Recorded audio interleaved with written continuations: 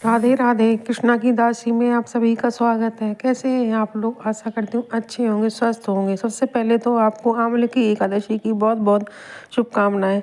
तो आइए जानते हैं कि 2025 में आंवले की एकादशी किस दिन मनाई जा रही है और इसका शुभ मुहूर्त क्या है।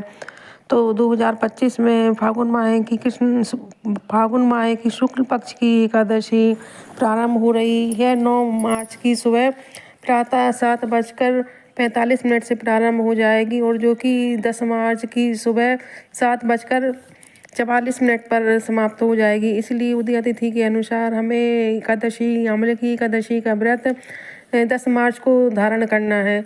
और इस एकादशी को कहीं कहीं रंग भरी एकादशी बोलते हैं, क्योंकि यह होली से पहले एकादशी होती है, तो इसको रंग भरी एकादशी कहते हैं। रंग भरी एकादशी पर काशी विश्वनाथ में भगवान शिव जी और माता पार्वती की विशेष पूजा की जाती, अर्चना की जाती। कहते हैं कि पहली बार भगवान शिव जी ने काशी में विराजे थे और उस दिन से भगवान के गणों ने अबीर गुलाल उड़ाया था, तो उस दिन से रंग भरी एकादशी मनाने लगे हैं। इसीलिए आंवले की एकादशी पर भगवान शिव जी की पूजा होती, माता पार्वती की। वैसे तो सभी एकादशियां ही विशेष महत्वपूर्ण है, लेकिन आंवले की एकादशी का विशेष ही महत्व है, क्योंकि यह एकादशी आंवला के नाम से आपको पता चल रहा हो कि आंवले का एकादशी, आंवला एकादशी।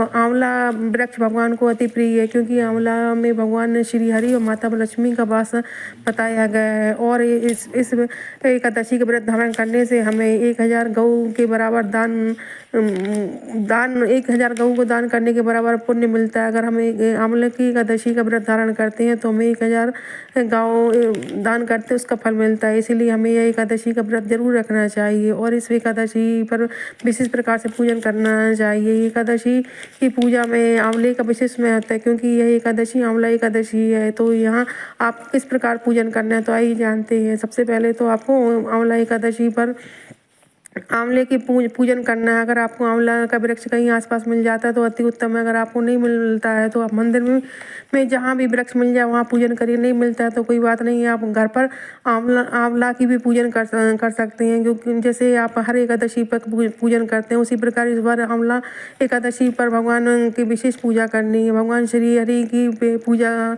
करनी है, शिव जी की भी पूजा करनी है, क्योंकि इस एकादशी पर भगवान शिव जी की भी पूजा, माता लक्ष्मी की पूजा होती है और माता पार्वती की पूजा होती है, क्योंकि ये रंग भरी एकादशी के नाम से जानी जाती है। मथुरा वृंदावन में आज से ही एकादशी, रंग भरी एकादशी से ही होली उत्सव प्रारंभ हो जाता है।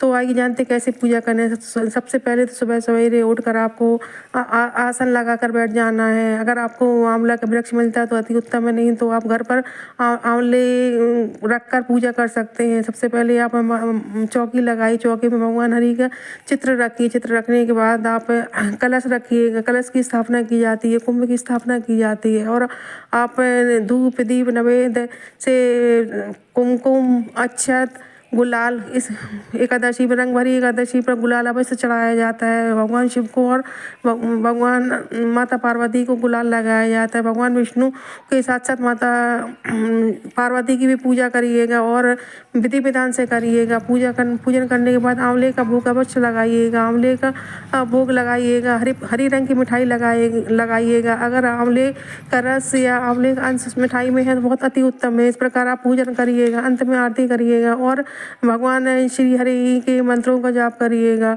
अगर आपको वीडियो अच्छी लगती है तो आप लाइक करें, सब्सक्राइब करें, ताकि आपको आगे की जानकारी मिलती रहे। और आपको इस व्रत में अंत में आरती करने के बाद क्षमा याचना करिएगा।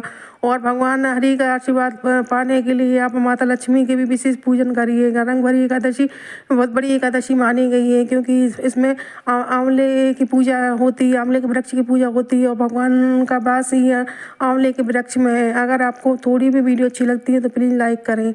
जय श्री राधे, जय श्री कृष्णा।